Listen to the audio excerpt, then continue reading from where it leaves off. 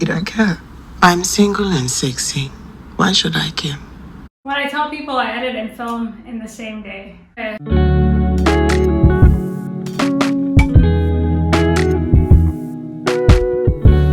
Hello everyone and welcome back to my channel, Always Watching. I just finished watching the newest episode of I May Destroy You and Home Sweet Home. So we finally find out where Arabella comes from and just her background, her family. And so the episode starts off with a very young Arabella waiting for her father to come home and take them out to McDonald's.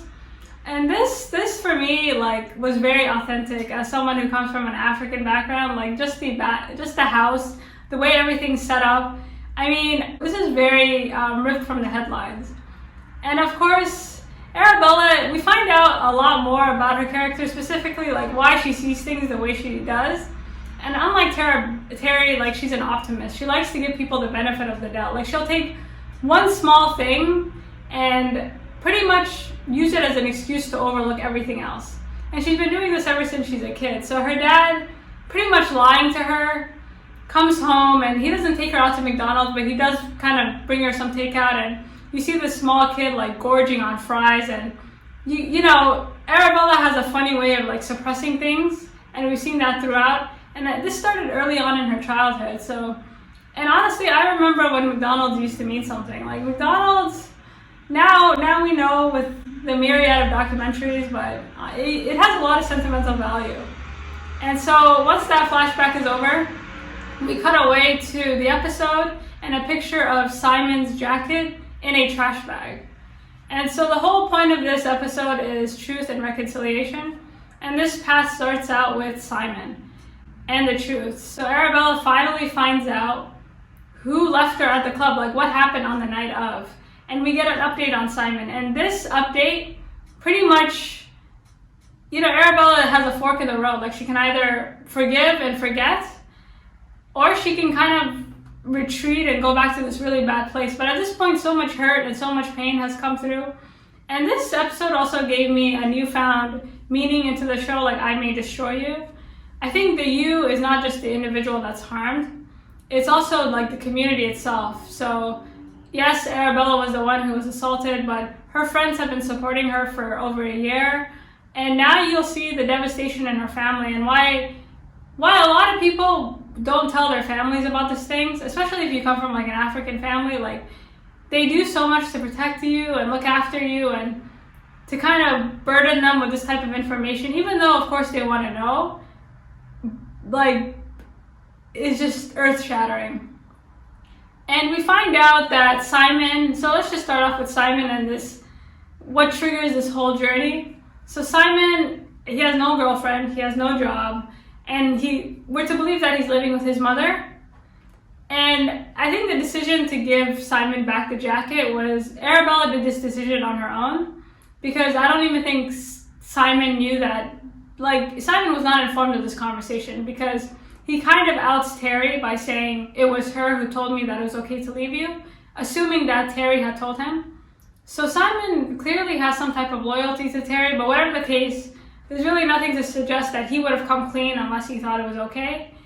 And this information has Arabella kind of, this realization triggers a lot, not just in terms of the night out, but she has to really rethink her past, because again, she's somebody who likes to sugarcoat things, that she's I'm not going to say delusions of grandeur, but she is somebody who kind of pushes things underneath the bed and kind of lets sleeping dogs lie. And with this realization, she takes us home. So this whole thing takes place, I think, Thanksgiving. And we see her mother and her brother, and again, we saw her brother briefly, but there's an episode, as soon as she finds out, it cuts away to the kitchen, and they're all cooking together as a family. And I have to say, the way Arabella's brother was just texting and making rice I was like, that's me. And if you live with your parents, it's not that they don't trust you to cook, the main stuff is just, they'd rather have you not, and they're doing the bare minimum. And everything about this scene from beginning to end, honestly, I think that's why I like the show so much, because I really see, I have situations exactly like this. I see, this is so real for me. And we find out more about Arabella in terms of just what's going on with other people in her family. So her brother is in university. His name is Nick. He had a girlfriend, but he broke up, and they're kind of catching up. It seems that Arabella's mother is kind of going through the second phase in life. Like, she's really sexy, she's really feeling herself, and the whole scene with Arabella, Nick, and their aunt, so their mother's sister, is so relatable. Like, you see Arabella sitting in the chair while she's talking to her brother, and she can't even really look her aunt in the eye. And at first, I thought, like, Arabella was just being awkward. Like, I was like, why can't you... Because we all know how it is. Like, when family comes over to the house here, like, you immediately call, you know, the next senior above you to kind of deal with the problem. But honestly, like, people coming over is always uncomfortable, even if they are your family. In fact, especially if they are your family. So they're talking, and their aunt comes in, and I'm assuming it was Thanksgiving. And I did think it was strange that the aunt didn't stay for dinner. Like, that was a bit odd, because if you know, and you don't have to be from like an African background to know, like, if your family comes, they don't stay for 5 minutes. They stay for like 10 hours. But whatever the case, like, they left. And you see Arabella, like, looking up and kind of looking around. And at first I thought, oh, maybe it's just an awkward exchange. But it was really her attempt to, like, suppress this memory that we were about to discover. And also, while she's home, Terry's calling her, right? So you see that she gets a missed call from Terry, and she hangs up. And I think that realization with Simon made her, like, rethink a lot of things. So a lot of things are coming up to the surface, not just with Terry, but with just her life in general. And it was probably the worst night to bring up the past, because Arabella is forced to kind of rewire her brain a bit, and she's having these conversations with her brother, and she's like, really? I don't remember it like that. And her brother is kind of like, well, you were always kind of an airhead, like, you don't really pay attention, and your head's kind of in the clouds. And I mean, Arabella is so in her own world that you kind of see small details of it, right? Like, she doesn't even speak the language. Like, her brother seems more, like, he pays attention to everything. Like, he was like, yeah, I would always listen to their conversations to try and figure out what they were saying. And Arabella's like, I don't even know what they were saying. Like, my mind is like Diet Cola, like, it's light. And that's just how she deals with things. She kind of either censors it, or she kind of redacts information she doesn't want to hear. Everything she's done has either been too much with the social media, like she overcompensates, or she just doesn't want to talk about it and she changes the subject. And it's not until we meet her father that we realize, like, kind of where her personality comes from. And I think she's definitely more like her dad than her mom. So when you look at her mom, like, she seems like a very regal person, like, very, you know, queen of the house. Like, she seems like a very realistic person and more like the son. But you meet her father, and her father is this fun-loving guy who he's like a Homer Simpson character without, you know, without really the support. So he comes through, and he's a very jovial guy, and he's honestly like the life of the party. And I think that's where Arabella gets her personality. Like, she definitely identifies more with her father. And both of them have kind of like delusions of grandeur. Like, they have an interest, they see themselves in a way that's so contradictory to how other people see them. So this relationship between the mom and her father is very common in a lot of households. Like, they're divorced, but nobody tells the kids that they're divorced. Like, they just kind of live separate lives. Like, now they're older, so it's a lot easier. But growing up for Arabella, like, when you see your father kind of just coming in and out of your life, and your parents aren't really saying anything about it, like, in her mind, she just has two backyards, like, and her father just isn't really one to damper the mood. Like, he, you know, he comes in and he's like the life of the party, and probably because he has no responsibilities. And we finally get to this dinner scene, and the father's late. So just like in the flashback, he's just full of empty promises. Like, okay, did he deliver?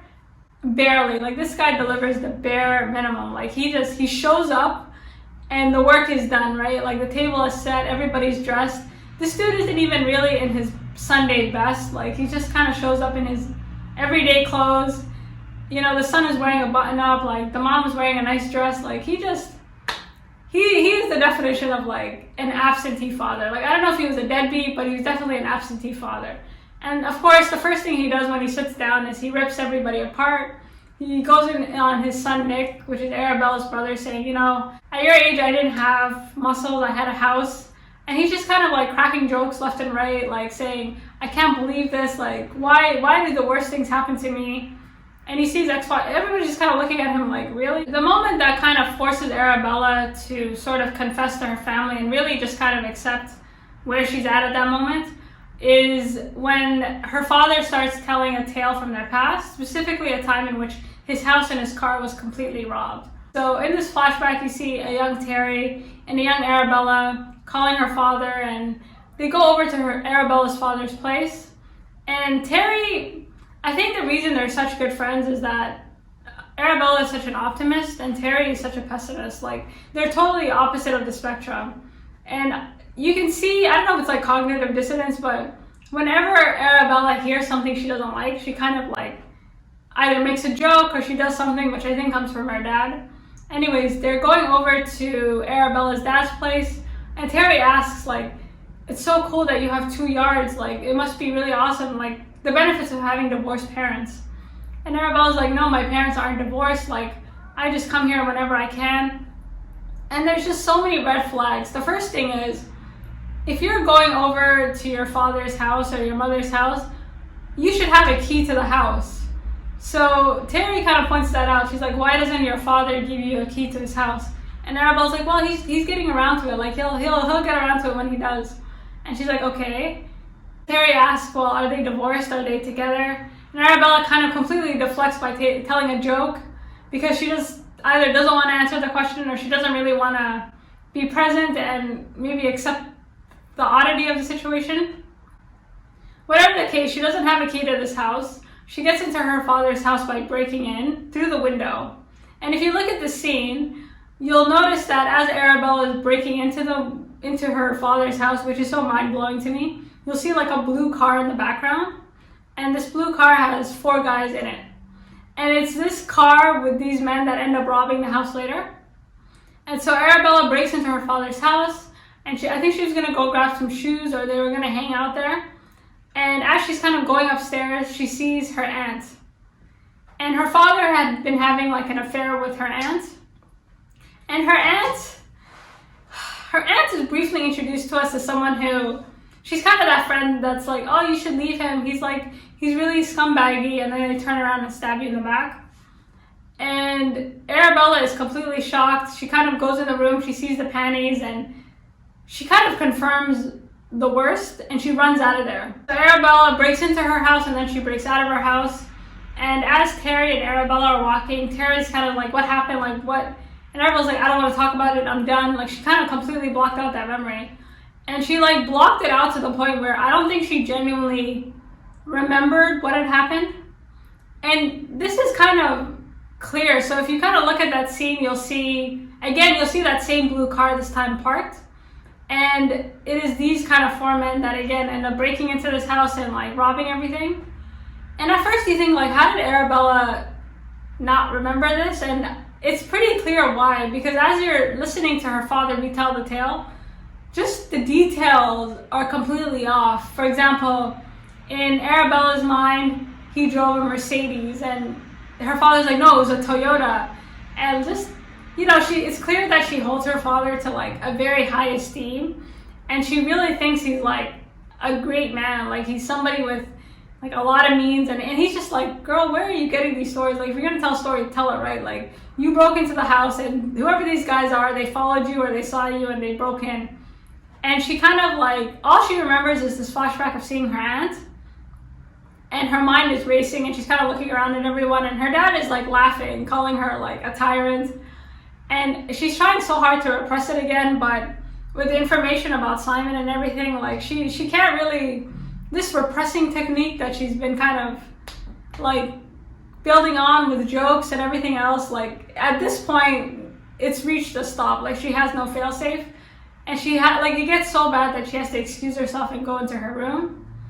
And for me, listening to this conversation in small details and just how Arabella, again, she's not just an optimist. Like, if you tell her something like good, I've noticed this in these episodes, like she'll kind of heighten it to the most, like, oh, you drive a Toyota, oh, it must be a Mercedes, like, and her father is like that too. He's kind of, maybe not in detail, but the way he tells stories, like, he was complaining that, you know, I can't believe I was robbed, like, what did I do to deserve this?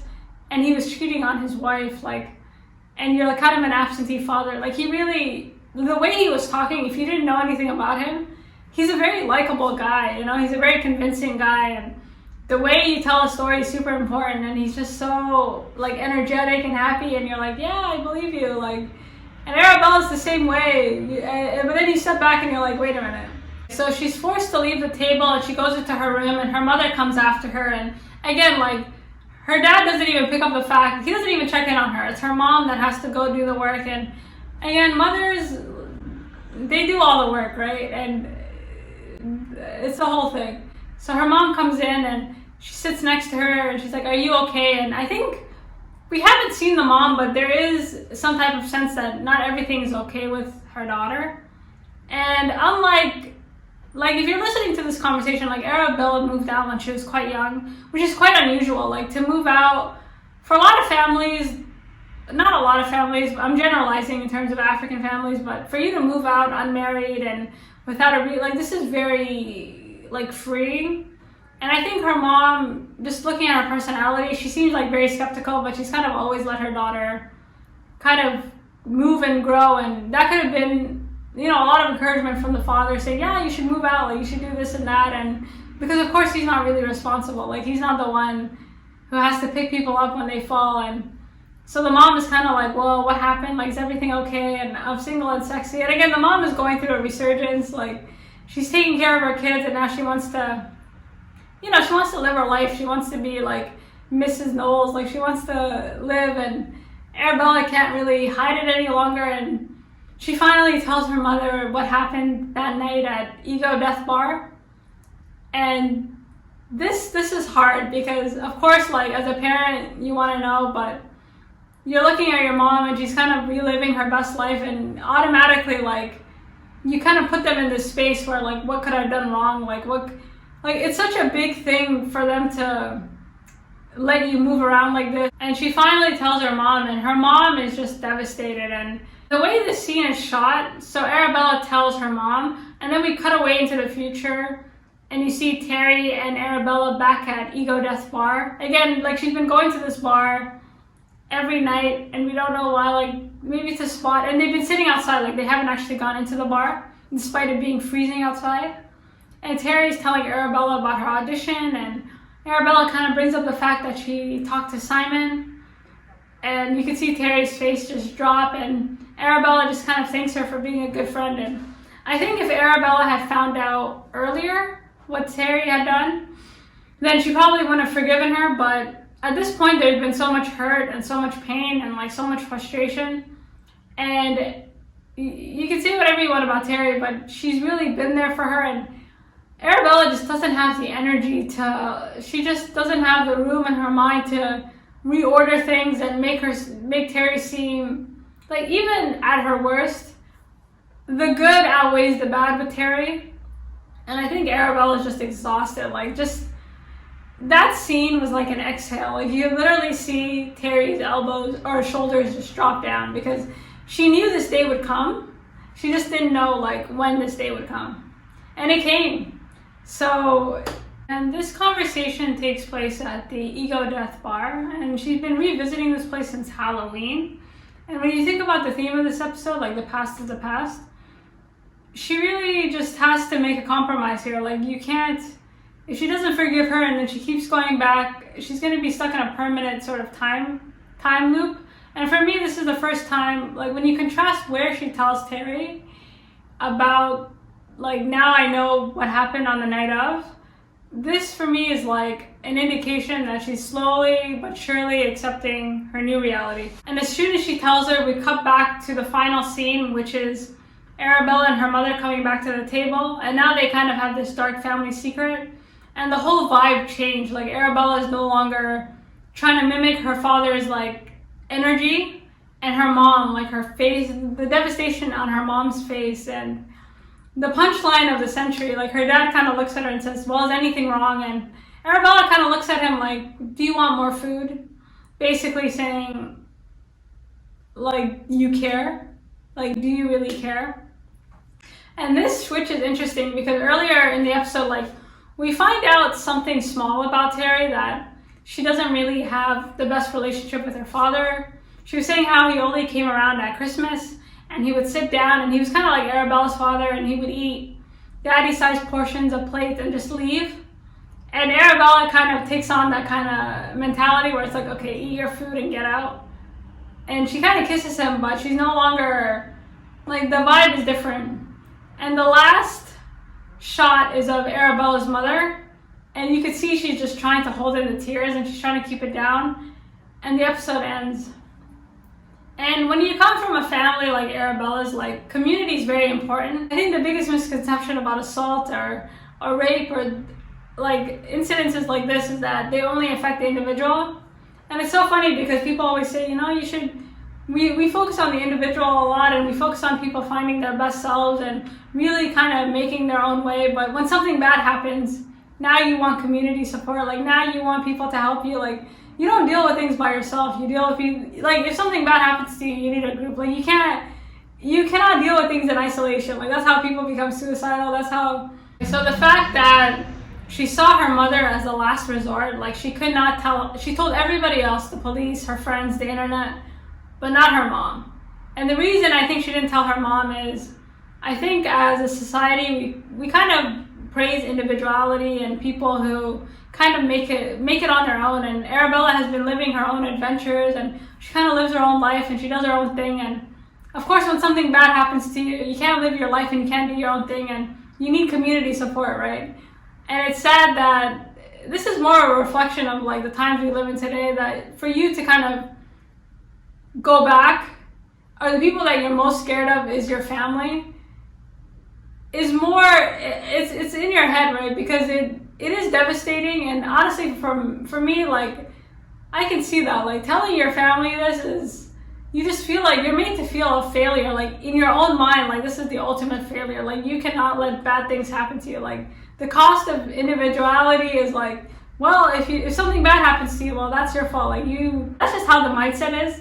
And I think that's how Arabella is thinking, like, well, had I not, you know, like, they shouldn't be burdened with my choices. And it wasn't your choice to get assaulted, right? Like, it wasn't your choice to have this creep kind of prey on you. And I think by telling her mother, it kind of relieved a lot of the guilt, especially the shame of it, and her thinking she's a bad person, and now my mother's gonna think I'm a bad person. And there's just the most shame comes from your family, right? Like, the reason you don't tell your family is because you don't want to be made to feel like a bad person, or just somebody who's so in contradiction to the rest of the family. Like you don't want to feel like the anomaly. You don't want to feel like the only person left out, and you don't want to be the Debbie Downer at the end of the day. So I thought this ending was really appropriate in terms of just highlighting individuality and, like, community responsibility, and just when it is we fall back to the community, or when it is we feel that we need more support. And oftentimes it's when something bad happens to us, right? It's never when, like, something good happens to us.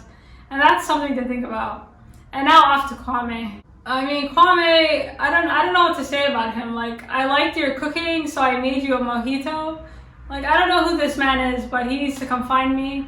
That's never happened. I mean, maybe it could happen, because honestly, for those of you not familiar with these apps, it's kind of like the lottery. Like, you might actually find Prince Charming on here. Like, the quality of men is quite high. It's just because you're meeting on the app, they're filtering you through a different type of lens. And Kwame's storyline, especially when you compare it to what we just saw with Arabella, for me actually might be a weak point.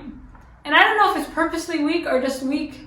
And is it bad writing, or is it just weak in terms of, like, is it weak on purpose? Because if you are a man and you are assaulted, because I was thinking about this, I'm like, what could Kwame do? Like, what does it mean to get help if you're a man? And if you're a man and you're Kwame, or if something happens to you or has happened to you, realistically, like, would you go see a counselor? Like, would you make these steps?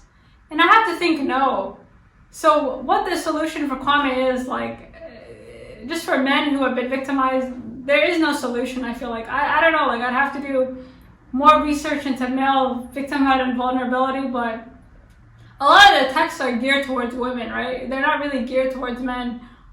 And watching Kwame, like, okay, so watching Kwame this episode confirmed for me that he is a sex addict. And sex addiction is, for those of you kind of watching, wondering, like, I'm not an expert, but sex addiction, from what I know, which is, again, I'm not an expert, but they don't seek any pleasure in sex. Like, he doesn't seem to be enjoying himself. You know, there's no pleasure that's coming out of it. And I think he's really looking for a distraction. And you kind of see towards the end of the episode, he's going for more like these alpha male types. Like, he doesn't even seem to be discriminating at this point. Like, at the end of the episode, like, he finally finds his like Prince Charming. And for those of you who are kind of looking at this being like, what are the odds of him meeting someone like this? Honestly, on these apps, I mean, it's very possible.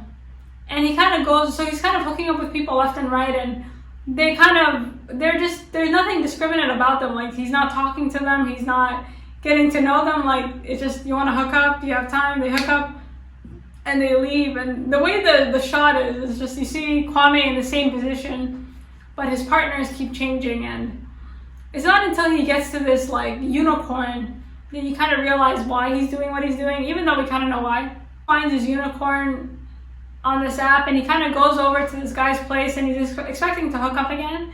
And this guy is, at first I was like, oh no, what if this is another like 808 individual? But he cooks him dinner and he gives him mojitos, which I'm not gonna lie is like really strange.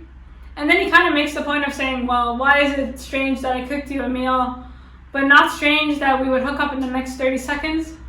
And I think like hookup culture, like it is not normal to go on apps and have sex with strangers. And also sex is not intimacy. Just because you have sex with someone doesn't mean you're close to them. Like there's no correlation between intimacy and sex. Like you can be intimate with somebody by having sex, but by virtue of having sex, are you intimate with that person? No, like these are two different things. And he kind of makes the point like, why is that normal? And that is a good question. Like, why are people so entitled to your body? Like Kwame kind of is offended, right? He kind of goes, you cooked me dinner, like this is weird, like you wasted my time. And the fact that he told this guy like you wasted my time, I mean, think about it, people are really entitled to your body nowadays. Like people, if you go on a date, that's why for me, like I'll already have my drinks ordered, like I'll already just so, and that's why you double Dutch, right? So nobody feels entitled to something. Because people really feel entitled to your body. They feel like if they've given you their time, you owe them sex. And this is not normal, but it's been made to seem normal. And people really act like it is normal. And it's honestly not normal. Like, you are not entitled to people's bodies, Kwame.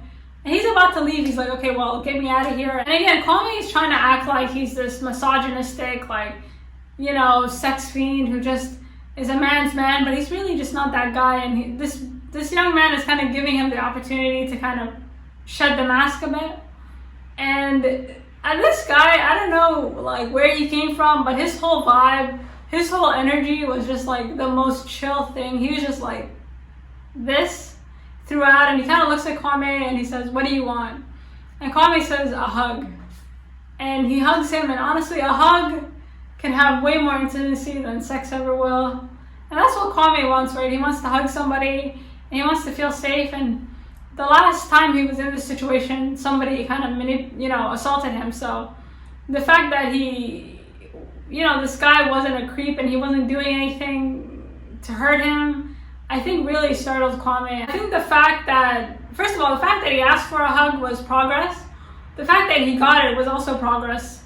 Now, I don't know how realistic, like I think I'm suspending belief a bit, but you guys let me know. And I think Kwame, he's so, I'm not going to say weak, but he's a very fragile person. Like, there's only so long you can keep this act up, and this guy is a real alpha, right? Like, he's not really bothered by Kwame's kind of temper tantrums, and it's kind of like, okay, I'm going to go, like, he's really unbothered. And Kwame, as much as he likes to pretend like he's unbothered, I mean, he's bothered. And I don't know, like they hug, and this is supposed to be the beginning of like, I think just a pause for Kwame and his sex addiction, because this is very high risk behavior he's engaging in. And he doesn't seem to be like, if you look at the types of people that he's hooking up with, there's no similarities. Like he's playing Russian roulette with his life a little bit, and you're like, sir, are you okay? And that's kind of where we'll leave it, because I don't know what to think of Kwame's storyline. Like, he gives me anxiety. He gives me, like, I mean, we have 2 episodes left, so I guess they have to find Kwame's reconciliation. But what honestly, like, is it bad writing, or like what is the solution for a man? Because I can't think of anything. I'm like, okay, what could Kwame do? And realistically, if you're a man, like, would you do those things? And I feel like the answer is no. So he really has to find solace in, like, he has to find a way to feel safe around other men. And how men feel safe around other men is not something I can speak on. And like, this would be a good area for a writer or somebody to kind of pick up on and like move forward with, just because it's really not something that we as a, like, it's not something that we know how to deal with, right? And yeah, I hope Kwame finds peace, or he's at least able to start this journey towards reconciliation with this bigger community that he's on the outside looking in at the moment, and he's trying so hard to pretend like he doesn't care, but he obviously cares. And with that being said, thanks for stopping by. Let me know what you think, and until next week.